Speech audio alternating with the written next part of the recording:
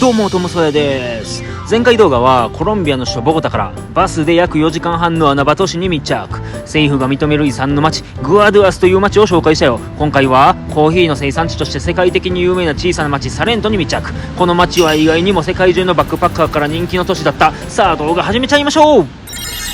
現在コロンビアの小さな村サレントっていう町に滞在しています。サレントの町でサイレント。どうもトムソヤチャンネルです。このね小さな村サレントっていう町が結構ね観光客から人気の町で、ちらほら欧米人観光客もおるかなっていう雰囲気ですね。小さな村なんで結構アクセスもそんなに良くないんですよね。バスも結構乗り継いでいかなあかんような場所で、でも街並みはほんまに綺麗ですね。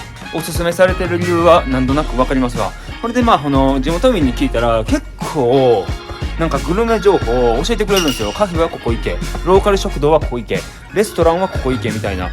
でも僕の中でプラン出来上がってしまって、なんで最初はね観光の動画を撮ろうかなって思ってたんですけど、ちょっとねグルメ路線に変更したいと思います。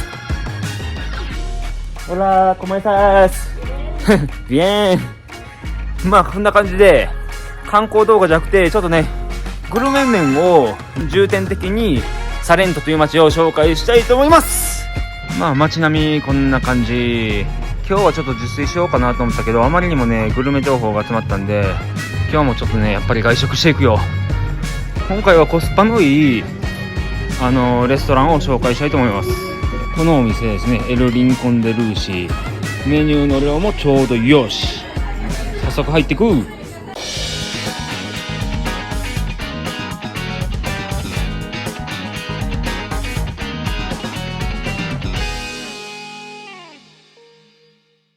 お店の中の雰囲気はこんな感じですね。シンプルな感じの作り。まずはスープとジュースが届いた。ジュースが含まれてるのかどうかわからんけど、多分含まれてるような甘ったるいジュース、これはなんかもうアヒアコかな。何回も食べたな、コロンビアで。こんな感じ。多分シチューの味。はい、プレート到着。これがトゥルーチャって呼ばれる魚ですね。あまりにも腹減りすぎて先にねスープ飲んでしまった。一瞬スダチに見えたっていう徳島県民の発想。いやスダチちゃんこれもうスダチって言われても分からんレベルや。でバナナとか野菜とかこういうポテトとかご飯とかってどれを増やせるかっていうのを聞かれたんですよ。で僕は野菜って言って、多分この野菜が両方増やされたんだと思う。トゥルーチャは鮭に似たような川魚になるんかな。普通にね食べやすくて美味しいです。トゥルーチャいきます。美味しいな。久しぶりに魚食べたらうまい。ご飯もちょっと塩加減に効いててね美味しいっすわ。こんな感じでねカードもらいました。マッサージのお店もこの村にはいくつかあるみたいですね。こんな感じの店。チャオ。美味しかった。レストランに近い上品な味だったかな。コスパも悪くはない。サイズ感もちょうどいい。7分目ぐらいですね、個人的には。なんで食べ歩きにも向いてるようなお店ですね。ただなんかこのお店固有のなんかここがめっちゃ良かったとかそんな感じの雰囲気はなかったかな。平均的にいいっていう感じ。行って間違いはないと思います。お店の人も優しくねゆっくり教えてくれるし、接客態度も悪くなくて、魚の骨もね全部ね食べることができた。そんな感じのお店かな。サイレント。はい、ちょっと上に上がってきました。一応この場所がこの街のビューポイントって感じかな。ビューポイントで観光客からは人気な場所で、人も結構集まっているような場所。このお土産がたくさん売られているような雰囲気がザ観光地って感じだね。さあ戻ろうか。所要時間15分。15分もかかったかな。このピアスどうでしょうか。1つ8000ペソオーチョミル、2つで金セミル。この犬もねお店に迷い込む自由な感じ。このお店もなかなかいい感じやわ、雰囲気。なぜか日本語で幸福のコーヒーと書いてある。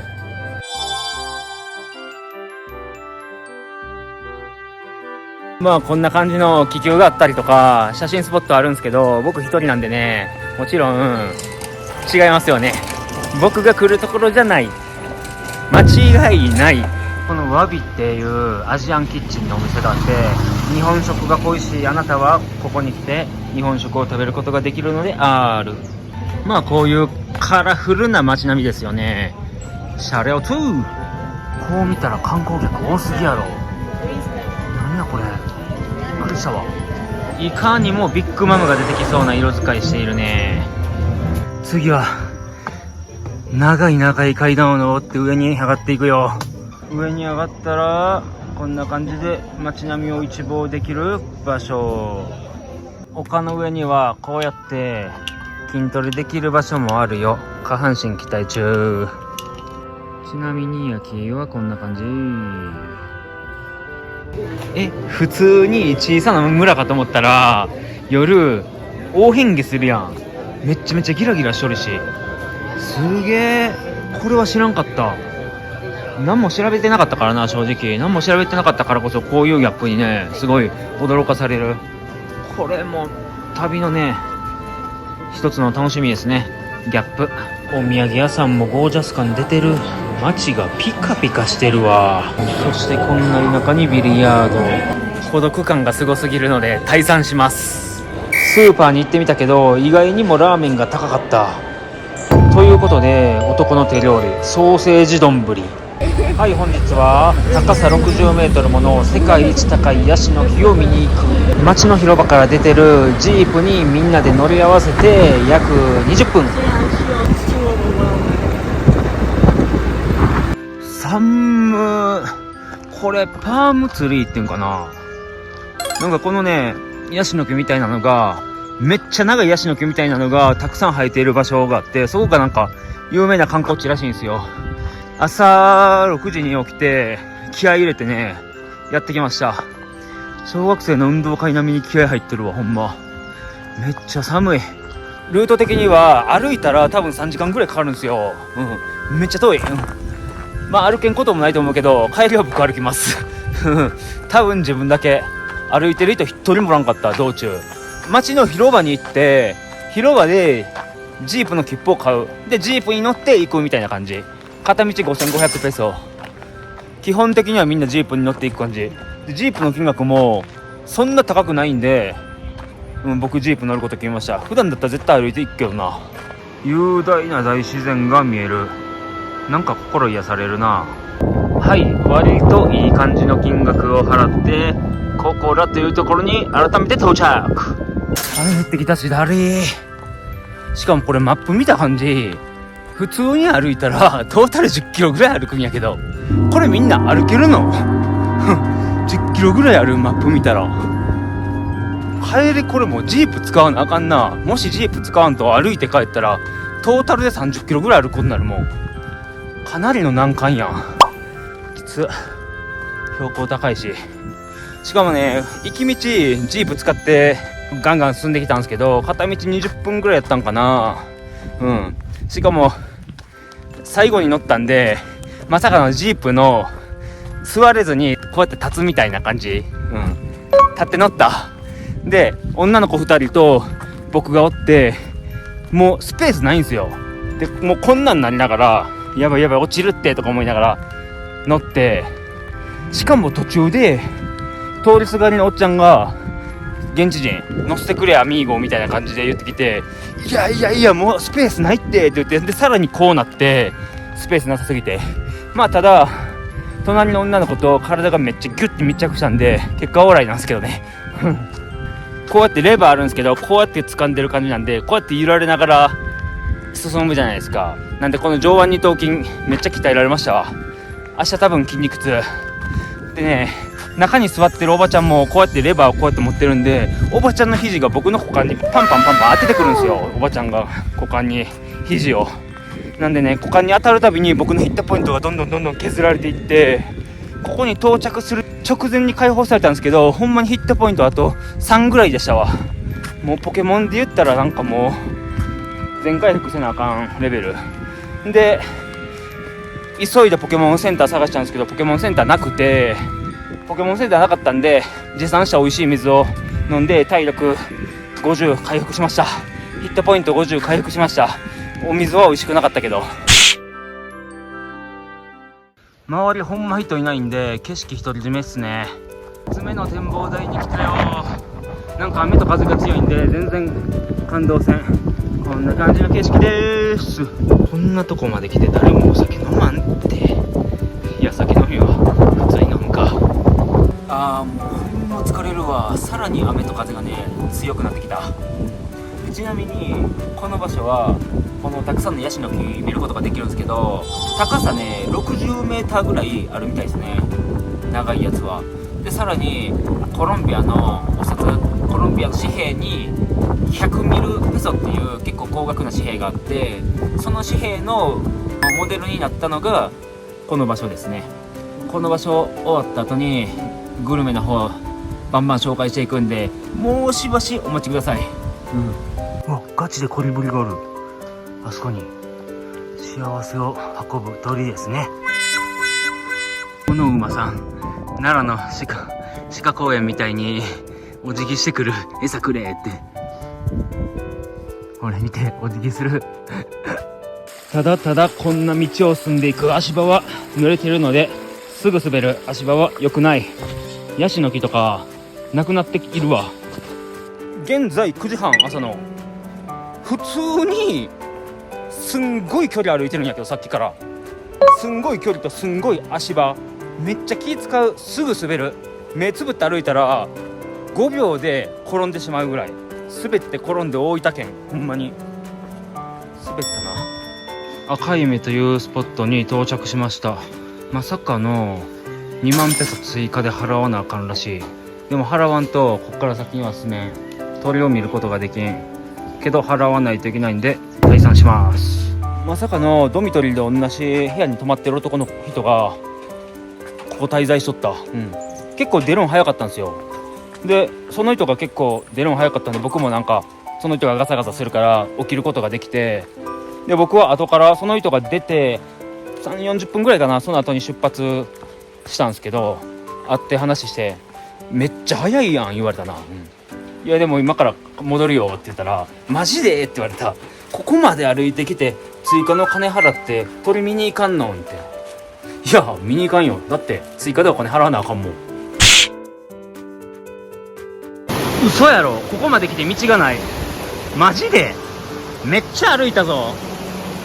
どうしたらいいん。なんかマジ腹立つわ。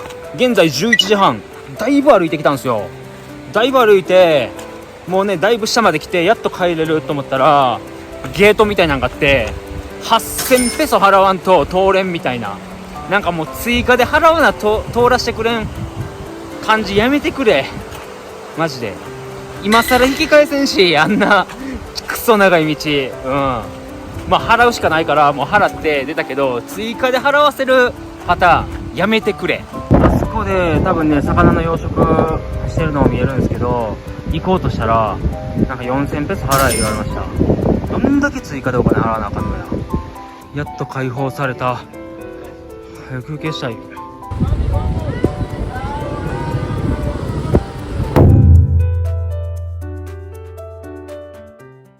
はい、戻ってきました。中心街戻ってきたよ。めっちゃ疲れた。早速飯食いたいと思います。早速ホテル帰る前に飯、何をするよりもまずは飯食いたいと思います。で、現地人から教えてもらったパタコンっていう名物料理かなものを食べることができるんで、そこに行ってみたいと思います。まさかの空いてませんでした。空いてないと思ったら、さっきねこのお店のオーナーの人らがちょうど今到着して、まだ空いてないみたいな、あと1時間後に開くから1時間後に来てって、そんな感じで言われた。なんか田舎あるあるやな。1時間後に来なあかんのかなと思ったら、まさかのもう今すぐ作るわ言うてくれて、なんか入らせてもらえた。すんごいローカル感のあるなんかレストランやわ。ただレストラン、値段帯もそんなに安くはない。ただ地元の人がめっちゃおすすめって言った。おっちゃんも結構優しいね。この風景を見ながら飯を食べるので、もちろん美味しさ倍増。さあ飯が到着した。かなりのボリューム。いろんなお肉が乗ってるみたい。ちなみに気になったと思うけど、これはバナナの皮を揚げたやつ。パリパリっとしてる。でちょっとチーズが乗ってて、豚肉とか鶏肉とか牛肉とかが振りかかってる感じ。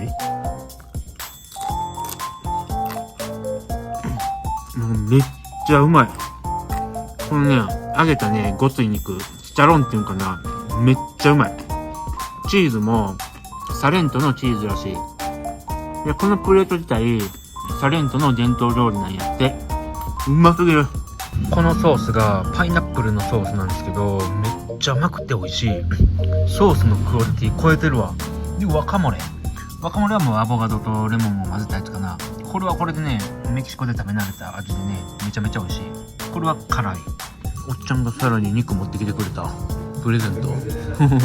とりあえずごつくてうまいわ。美味しかった。マジで美味しかった。ボリューム最高。25ペソだったんですよ、ドリンク抜きで。25ペソであれだけの量だったら合格じゃないですか。800円以下であんだけ食べれて、しかもソースも3種類あって、厳密に言ったら4つあったけど、ワカモレとかだってあれ普通の言ったら居酒屋とかで考えたら一品みたいな感じやん。日本だったら3、400円ぐらいするはずなんですよ。日本でワカモレは売ってないけど、例えばの話、そう考えたらコスパ的にも良かったと思います。さあ部屋で一休み。ちなみに今日は閉まってると思うんですけど、カーサラエリアーナっていうホテルがあって、そこに一応レストランもあって、そこでカレーを食べることもできる。ここのカレーね、めっちゃ自分食べたかったんですけど、多分閉まってるような感じするんで、今日はね諦めます。夜限定かな。でも今も夜やけどな。ちょっといまいち何時に空いてるかとか、何曜日が閉まってるかとか、その辺わからん。今日は朝早く起きて大自然満喫しながら体たくさん動かしていい運動になった。そして宿帰ってからもずっと動画編集して充実した一日になりました。で今日はね、ちょっと節約のためにスーパーで何か買って宿でね作りたいと思います。ではまた明日。はい、おはようございます。ついにサレント最終日でも2泊3日だけの滞在だったんですよね。十分小さな村なんで、最終日はねシャワー浴びて体きれいにして荷物パッキングして、でからチェックアウトしてね今出かけてます。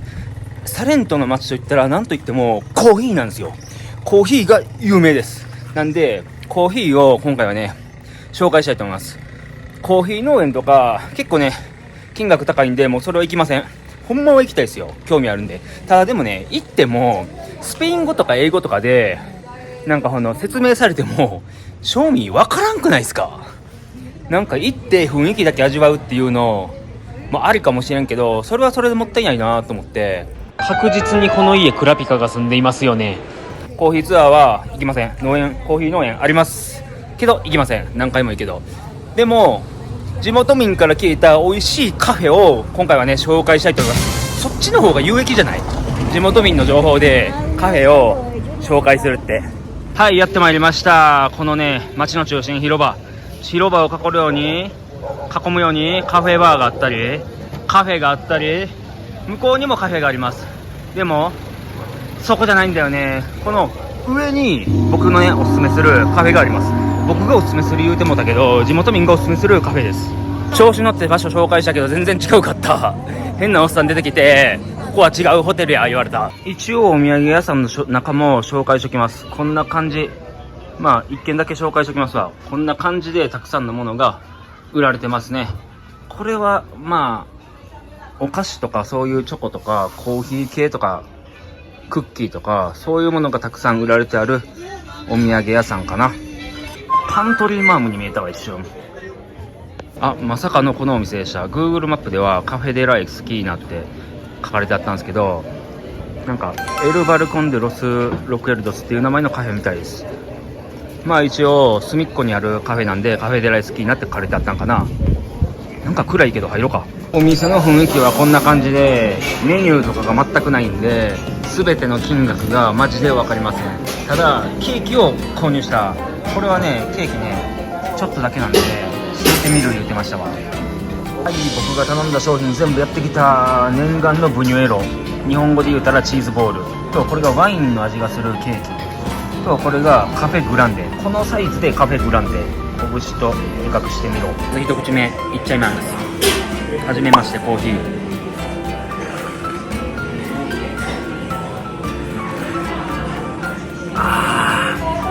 温かい。まあね、美味しいですよ。まあ苦味がねちょっと強いんかなけど、いい感じのバランスが取れてる気がする。でもなんかスーッと入ってくるわ、喉に。しっかりめの味ですね。ひそかのバンジーガムみたいに伸び縮みするようなチーズが入ってると思ったけど、そっち系のチーズじゃないんやな。味になり込んでる系のチーズなんやな。ワインのケーキ食べたんで酔っ払ってきた。ワインの味かどうかはね正直分からんけど、なんかシャリシャリしている何かが入っています。ココナッツかな、多分これと思う。ほんでまたこのコーヒーね、最近飲んだコーヒーの中で一番美味しい。砂糖とかそういう余計な甘みはマジでいらん。可愛い子ちゃんを眺めることができる席にしたけど、おっさんばっかりなんよ、ここ通るん。食べ終わりました。美味しかったコーヒー。けどね、謎、なんか思った以上に安かった。金セミルドシエントス言われた。コーヒーのグランデが8000で、ブニュエロが2200で、ケーキが通常は8000やけどちょっと小さいから7000にするって言ってくれたんですよ。なんで計算したらもっと高いはずなんやけどな、なんかおかしい。まあいいか、得したラッキー。可愛い子ちゃん発見。で、街の雰囲気はこんな感じですね。これ坂になってるの分かるかな。結構サレントの街はすごいね、坂が多い。下り坂もそうやし上り坂もそうやし、可愛い子ちゃん発見。坂が多いですね。でね、コーヒー飲んだけど、僕の予想なんですけどね、この街のコーヒー自体が全部美味しいと思うんですよ。まずサレントってコーヒーがかなり有名な街じゃないですか。なんでどこのカフェ行ってもそれなりに外れはないと思います。その中でも地元民がおすすめするカフェを僕はね紹介させていただきましたって感じで、サレントの動画はこれで終了。今からカリに向かいます。カリっていう場所に向かうんで早めに出発せとあかんってことで、ホテルに戻るよ。ゲンガーとベロリンガを足して2で割ったような色使いやな。はい、動画ご視聴ありがとうございました。はい、魅力あるサレントの街どうだったでしょうか。マジでちょっと思ったことは、観光客ほんまに多かったですね。サレントの街で現地人から聞いたおすすめグルメスポットを3つ紹介させていただきましたからの、有名な観光地も 2,3 個ね紹介させていただきました。そんな感じですね。思った以上に観光客から大人気のサレントでした。動画ご視聴ありがとうございました。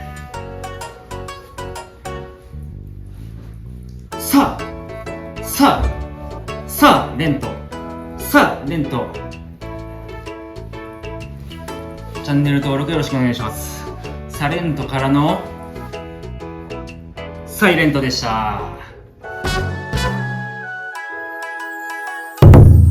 次回トムソヤチャンネル、コロンビア第3の首都と呼ばれる都市、ラテンアメリカで人気のサルサのダンスが世界無形文化遺産に登録されている都市、現地人が口を揃えて言うちょっぴり危険で暑い気候のカリという街に密着。おすすめスポットやグルメを紹介するよ。